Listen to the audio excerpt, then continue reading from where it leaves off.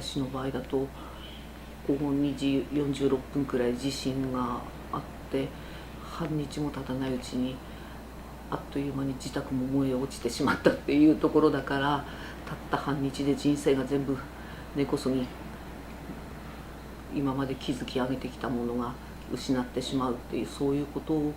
があるんだなっていうのを自分の中できちんと現実として受け止めるまでに、もう地に足がついてない状態、これ夢なのかな映画なのかなって自分のこととして捉えることがなかなかできなかったっていうのがあるのでね、そっからもう何もかも終わったっていうところから、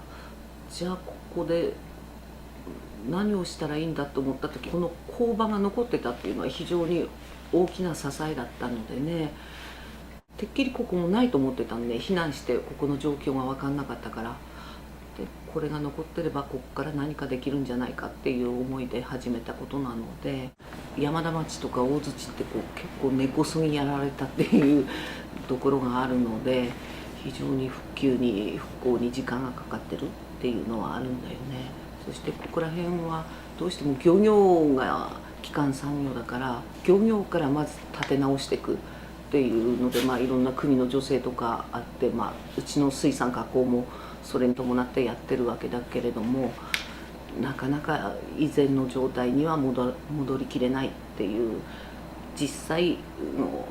復興に向けてやり始めるといろんな問題が出てきてるっていうのが今のところの現実だよね。水産関係って物が取れなきゃどうしようもないっていうのがあるからね、水揚げが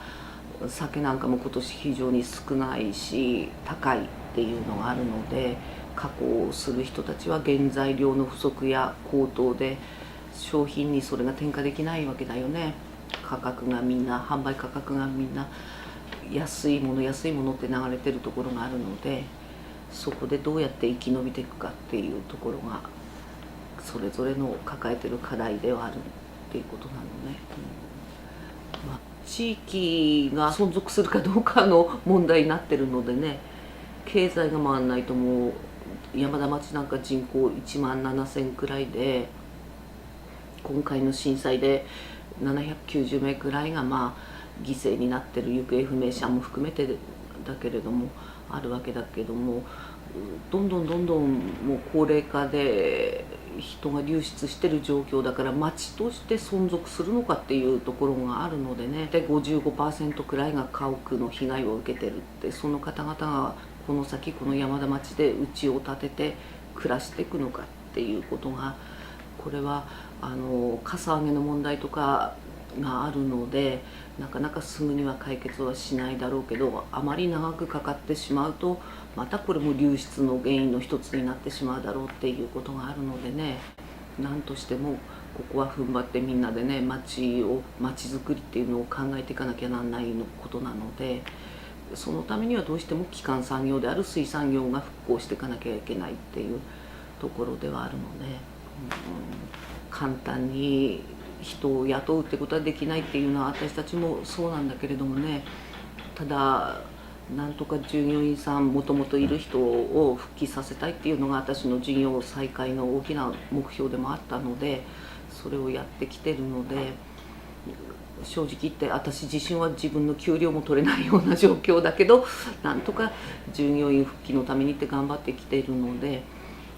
この事業をどうしても成功させなければいけないっていう思いは今も強いっていうことですよね。もっといろいろ協力してやってってもらえることがあるんじゃないかなと思うので、そういうことも細かいことになるかもしれないけど、学生さんだと口コミで広げてもらうっていうのも大きな力になると思うのでね、いろいろお願いできればと思ってるので、よろしくお願いしたいと思いますので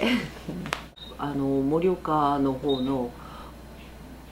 ボランティアさんたちが、お若い方たちがバスで何十人かいらしていただいて、その方々が本当に手弁当で、もう何にもこっちは気を使わなくて結構ですからお手伝いさせてくださいということで、本当に一日であっという間にいろんなものが片付いていったっていうのが非常に事業を復興していく上での大きな支えになったっていうのがあるので、そういう気持ちでいらっしゃる方々がたくさんいたんだっていうことを今回改めてよく分かったってすごい嬉しいことだったので、なかなか難しいだろうとは思うんだけれども、ここはやっぱり漁業をどう盛り立てていくかって考えたと、後継者不足っていうのはどうしても出てくるのでね、やっぱり漁業も魅力ある職業なんだっていうのをもしよければ体験して見ていただければなと思うんだけれども、他の土地の方にここに来て住めっていうのも難しいもんね。だからそういう意味でもここに来れなくてもここの山田町のことを知っていろんなところで発信してもらうっていうのは、若い人の方がネットワーク強いわけだから、また口コミも早いだろうし、そのためにも、現場に来て見てもらうっていうのが一番いいだろうなと思うので、ぜひ機会があれば遠いところですが来ていただければと思うので、あ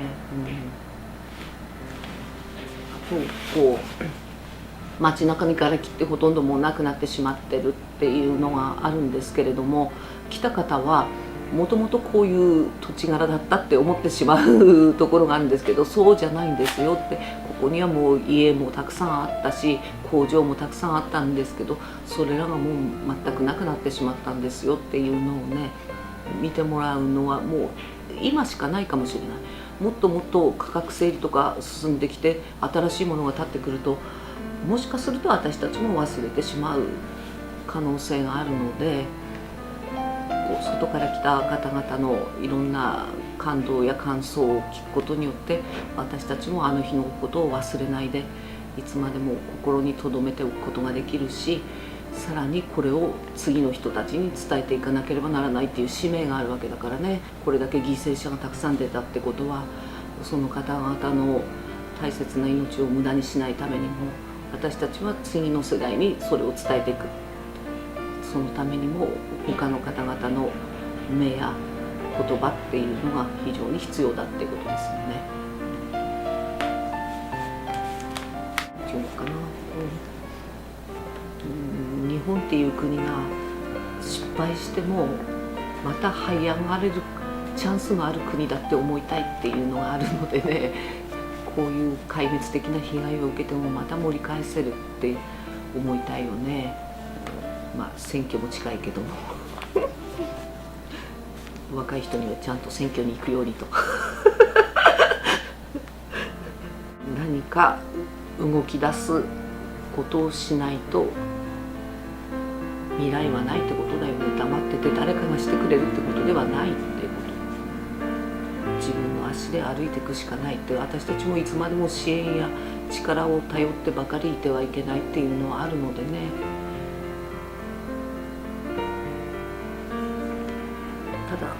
そこが順調に回るまでにはやっぱりもう少し時間がかかるだろうから、もう少し皆さんお力をお貸しくださいってことだね。